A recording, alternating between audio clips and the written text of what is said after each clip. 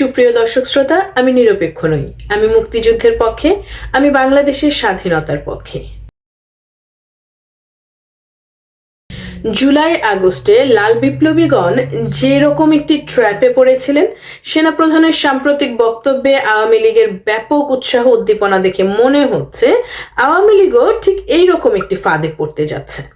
আওয়ামী লীগের দেশ চালানোয় অবশ্য সমস্যা ছিল, যে সমস্যা ইউনূস মেটিকুলাস ডিজাইনের মিডিয়ার মাধ্যমে অনেক বড় করে প্রচার করেছিল। বাংলাদেশের মতো ধান্দাবাজে ভর্তি গরিব দেশে মানুষের সমস্যার অন্ত নেই, তবে যারা আসলে অর্থনৈতিক এবং সামাজিকভাবে ভালো ছিল, এমনকি তাদেরকেও দেখেছি পেটে গ্যাস জমলেও আওয়ামী লীগকে গালি দিতে। তারা ভেবেছিল না, তারা আসলে কিছু ভাবেনি, তাদেরকে দিয়ে চাওয়ানো হয়েছিল আওয়ামী লীগ সরকার পড়ে যাক, পরেরটা পরে দেখা যাবে। মূল সমস্যা আসলে এইখানে। আসলে এইরকম কোনো সিদ্ধান্ত নিতে হলে অবশ্যই পরেরটাও আগে ভাবতে হবে, তা না হলে পরে গিয়ে ধোঁকা খেতে হবে। লাল বিপ্লবীরা যেমন এখন একটি বড় ধরনের ধোঁকা খেয়েছে, ঠিক সেরকম সেনাপ্রধান বলেছেন রাখাইনে করিডোর দেওয়ার প্রক্রিয়া শুধুমাত্র নির্বাচিত সরকারের এখতিয়ারে আছে। এই কথা কেন বলেছেন? সেটা কি তাকে হত্যা করার ষড়যন্ত্র হয়েছে সেই কারণে, নাকি রাশিয়া, চীন, ভারতের চাপে, নাকি আমেরিকার মেটিকুলাস ডিজাইনে এনসিপি এবং জামাত বিএনপির মাধ্যমে করিডোর দিতে, নাকি আসলেই দেশপ্রেম থেকে? সেরকম অনেকগুলো সমীকরণ কিন্তু আছে। কার্যত আরাকান আর্মি এখনো বাংলাদেশের ভেতরে ঢুকে পার্টি করছে। সে পরিস্থিতি খুব একটা পরিবর্তন ঘটেছে বলে আমার জানা নেই। সেন্ট মার্টিন এখনো সর্বসাধারণের জন্য উন্মুক্ত নয়, তবে এই বক্তব্যের বিষয়ে বিস্তারিত যাব না। একইভাবে সেনাপ্রধান নিয়মিত বিরতিতে মিডিয়ার সামনে এসে বলছেন মব সন্ত্রাস কঠোর হস্তে দমন করবেন। তার বক্তৃতার পরদিনই মমতাজের উপর আদালতে হামলা হলো। হামলা ঠেকানোর জন্য কোনো চেষ্টা করা হয়নি, হামলাকারীকে গ্রেফতারও করা হয়নি। 5ই আগস্টে সেনাপ্রধান বলেছিলেন তিনি দেশের সব দায়িত্ব নিজের কাঁধে নিলেন। তারপরের অবস্থা তো আমরা সবাই জানি। মোটামুটিভাবে সেনাবাহিনীর তত্ত্বাবধানে স্বাধীনতার সাথে সম্পর্কিত সবকিছু গুড়িয়ে দেওয়া হয়েছে। আমরা দেখেছি 5ই আগস্টের পরে বঙ্গবন্ধুর যে ভাস্কর্য বা মুরাল, সেগুলো সেনাবাহিনীর লোকেরা নিজেরাই সেগুলোকে ভেঙে গুড়িয়ে দিচ্ছিল। প্রকাশ্য ভাঙচুরের বাইরে আর কি পরিমাণে ধ্বংস করা হয়েছে সেটা এখনই জানা যাবে না। ভবিষ্যতে বিরাট সারপ্রাইজ অপেক্ষা করছে আমাদের জাতির সামনে। হয়তো কোনো নথিপত্রই আর আস্ত নেই, তারপরেও যদি কেউ জেনারেল ওয়াকারের বক্তব্যে আস্থা রাখতে চান, তাকে আটকাবো না, তিনি রাখতে পারেন। তবে আমার আজকের এই ভিডিওর ফোকাস ওয়াকারের, কোট করছি, ডিসেম্বরের মধ্যেই নির্বাচন হতে হবে আনকোট, এই বক্তব্যে আওয়ামী লীগারদের উচ্ছ্বাস নিয়ে। উচ্ছ্বাসের কারণ সহজেই বোধগম্য। বর্তমানে আওয়ামী লীগারদের উপরে অবর্ণনীয় নির্যাতন চলছে। আওয়ামী লীগের নিবন্ধন বাতিল করা হয়েছে, কার্যত আওয়ামী লীগকে নিষিদ্ধ করা হয়েছে, নিবন্ধন বাতিলের কার্যক্রম চলছে। তার বিরুদ্ধে দেশে বিদেশে তেমন কোনো বাধায় পড়েননি ইউনূস। আওয়ামী লীগের একটা অংশ মনে করছে যে নির্বাচন হলে লীগই জিতবে, তাদের সুদিন ফিরবে। আরেকটা অংশ মনে করছে বিএনপিও যদি নির্বাচনে জিতে, তাহলেও রাজনৈতিক সরকার থাকলে আওয়ামী লীগ রাজনীতিতে ফিরতে পারবে। এই দুই অংশের কোনো অংশই বিস্তারিত ভেবে দেখছে না যে আসলে পরিস্থিতি কোন দিকে যেতে পারে। অনেকটা সেই লাল বিপ্লবীদের পরেরটা পরে দেখা যাবের মতো। আমি আজকে এই ডিসেম্বরে আওয়ামী লীগকে নির্বাচনে অংশ নিতে হলে কি কি বাধা পার হতে হবে সেই বিষয়ে একটু আলোকপাত করব। প্রথমেই যদি আসি যে আওয়ামী লীগের কি আসলে নির্বাচনে অংশ নেয়ার অধিকার আছে কিনা।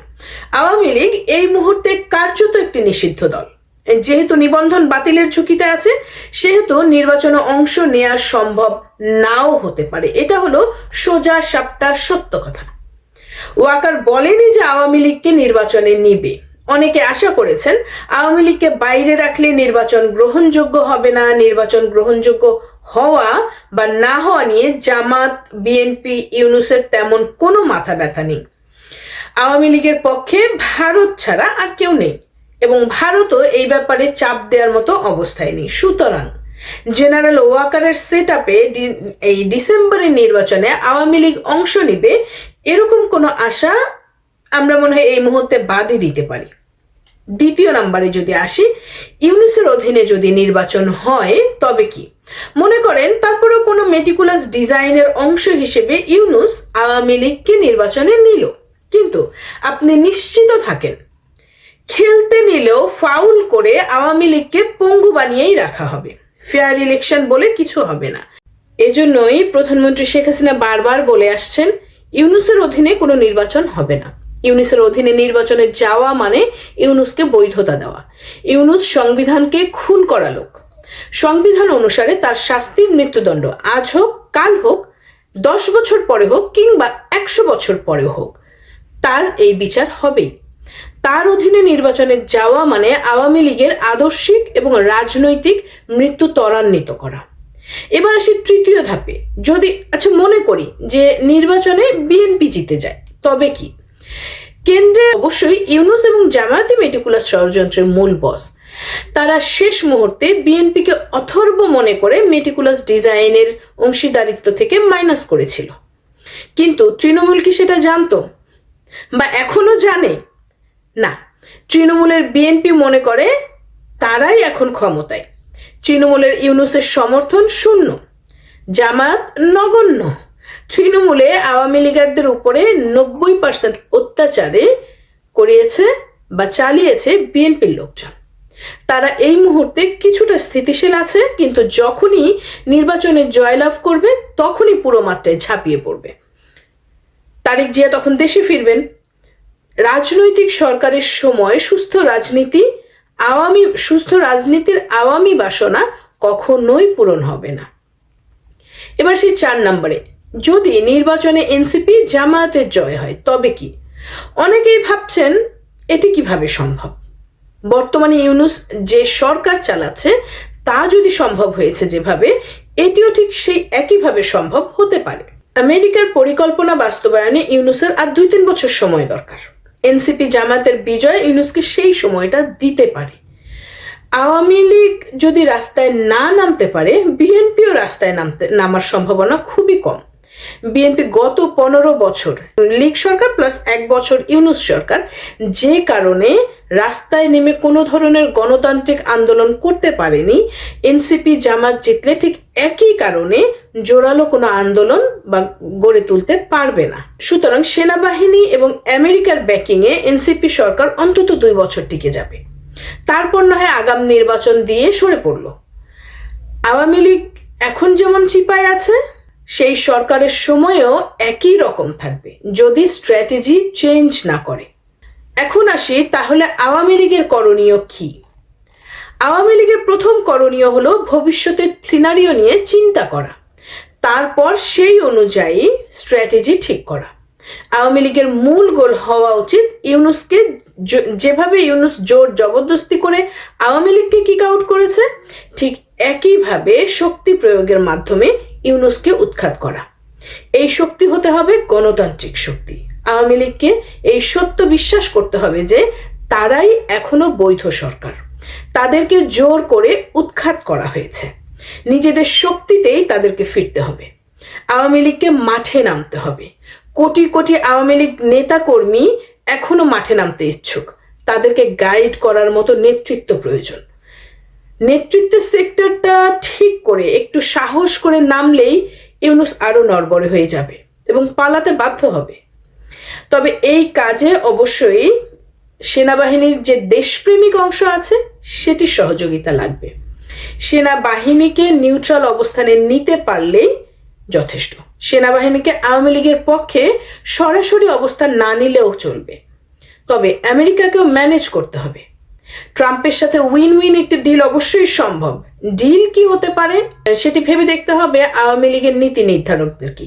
আমার মতে বর্তমান পরিস্থিতিতে নাহি দিব সূচগ্রমোদিনী অবস্থানে আওয়ামী লীগ নেই, তবে শেখ হাসিনা অবশ্যই আমাদের চেয়ে অনেক ভালো বুঝেন। তিনি কোনো না কোনো ডিলের উপায় বের করতে পারবেন, এটি খুব কঠিন কিছুও নয়। একই সাথে রাজনীতির মাঠে বিএনপির সঙ্গে একটা সমঝোতায় আসতে হবে। যাতে তাদের দিক থেকে খুব বেশি বাধার সম্মুখীন হতে না হয়। তবে এটি খুব গুরুত্বপূর্ণ নয়। বিএনপির রাজনীতি এখনো লিপ সার্ভিস দিয়েই চলে। তৃণমূলের এরা একটু ঝামেলা করবে, তবে ইউনূসকে উৎখাত করে আওয়ামী লীগ কেন্দ্রে বসতে পারলে বিএনপির তৃণমূলও অনেকটাই ঠান্ডা হয়ে যাবে। বিএনপি করা লোকজনের ডেমোগ্রাফি যদি মাথায় রাখেন তাহলে বিষয়টা বুঝতে পারবেন। বিএনপির নেতাকর্মীরা শতভাগ সুবিধাবাদী এবং চালু। অবস্থা পক্ষে থাকলে এরা যেমন নিষ্ঠুর হয়, যা আমরা এখন দেখতে পাচ্ছি, তেমনি ভাবে অবস্থা বেগতিক দেখলে এরা নিজেদের স্বার্থে চুপ করে থাকাই শ্রেয় মনে করে। 15 বছর যেমনটি ছিল, আওয়ামী লীগারদের পক্ষে 15 বছর তো দূরে থাক, 15 দিনও চুপ করে থাকা সম্ভব নয়। ওয়াকারের এই বক্তব্যের পরেও আওয়ামী লীগের জন্য খেলার মাঠে তেমন কোনো পরিবর্তন হয়নি। দৃশ্যত ইউনূস একটু চাপে পড়েছে, এই সুযোগটা কাজে লাগাতে হবে। ওয়াকার ইউনূসের যৌথ প্রযোজনায় একটি নাটকের সম্ভাবনাকেও কিন্তু উড়িয়ে দেওয়া যায় না। তবে বাইরে থেকে যা দেখা যাচ্ছে তাতে ইউনূস চাপে আছে। আওয়ামী লীগের কর্মীদের মনোবল বাড়ছে। আওয়ামী লীগের নেতারা কি এই সুযোগটা কাজে লাগাতে পারবেন? সুযোগটা কাজে লাগাতে পারলে ইতিহাস হবে, গৌরবের ইতিহাস। দেশ ধ্বংস করেছে ইউনূস, কিন্তু সেই ধ্বংসের সাথে সাথে আওয়ামী লীগও ধ্বংস হওয়া থেকে রক্ষা পাবে। অপরাধের বিচার হবে, দেশ আবার গড়ার কাজটা শুরু করা যাবে। ধন্যবাদ।